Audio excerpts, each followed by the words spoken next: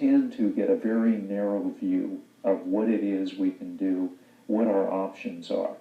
And when the student gets into a college, when the student is admitted into a college, that student starts to find there are worlds out there I never dreamed of. I had an aunt who graduated from San Jose State University, and we all flew up. My first time I was ever on a plane. That's the farthest I've ever been away from Pasadena. And so we go up to San Jose, the whole family's there, and we go to the stadium, and there's just thousands of people there cheering on their family members for graduating. And I thought to myself, I said, man, I want a piece of this pie. How many of you want to go to college? Okay. How many of you taken the SAT test? Johnny G. Watson grew up in a single-parent household without the means to go to college. The Extended Opportunity Program at his local community college created possibilities that Johnny never dreamed of. When I was 2 years old, I was sitting in my dad's lap, working on the workbench, trying to fix starters to a car or rebuild a carburetor. I was always grabbing things and trying to help him out. And my dad was always there. He did the majority of the work, but my hands were always in there. And so I decided, you know, when I grow up, I want to be a mechanic. You know, I want to be just like my dad. I just felt there was more out there for him and kids like him. And I didn't want to direct him into, Johnny, you're going to be a lawyer, you're going to be a mechanic, you're going to be a doctor. I wanted Johnny to be what he wants to be. Just to give you a quick little number here, I was ranked 8th in California as a decathlete. I took 7th in the state meet in 1988. Well, I think Johnny was a late bloomer. I think he got turned on to education by participating in athletics. And then as he came in, we developed that there were some shortcomings because he hadn't really prepared starting in the 9th grade. That's really when you have to prepare if you're planning on going to college.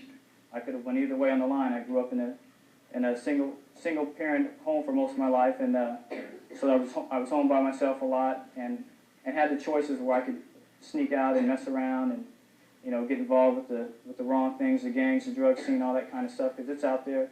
The idea of EOP was to allow students that would not ordinarily be going to college the opportunity for an experience at higher education. We try to assure them.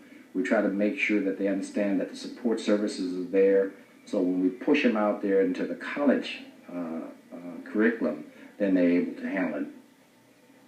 One particular afternoon, Mr. Hardy stepped out of his office and said, Johnny, how would you like to take a trip and study abroad in England? And I just laughed. I just said, well, you know, if I ever had the GPA, I'd love to go. And if I had the money, I'd like to go too, but I don't have either. So, you know, it's a nice thought, but, you know, who's going? He came home and said, Dad, guess what? You got a chance to go to Oxford. And I was just, you know, just went through me. And he didn't want to go because of his track commitments, the money situation.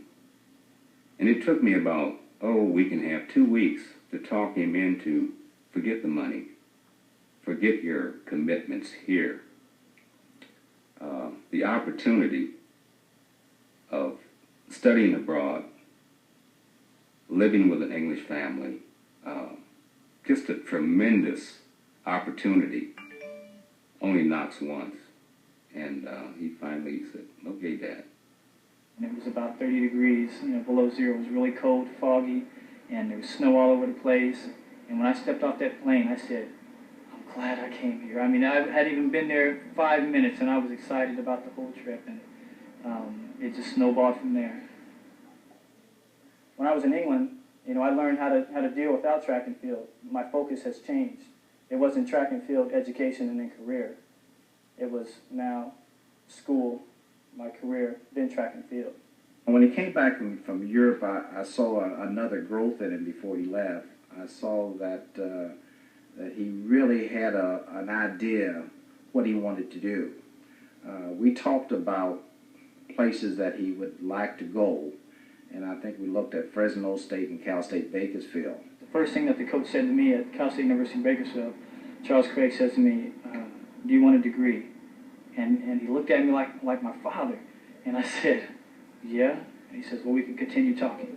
With a track scholarship under his belt, a communications major, and part-time job as a TV sports reporter for a local affiliate, Johnny was on his way, traveling down a road that compelled him to help bring others along.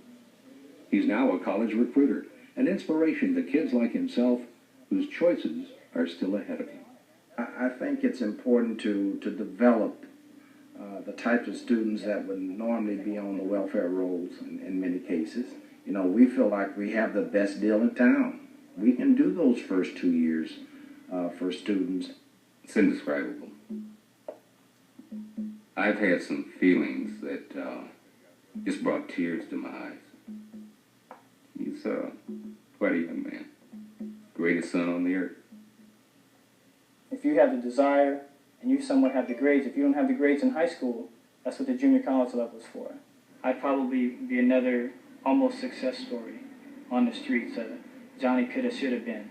But instead, you know, the junior college just took me in under its wing and kind of winged me and pushed me in the right direction. And then by the time I was finished here, I didn't realize it, but I'd grown my own wings and I was ready to fly on. And so I moved on from there.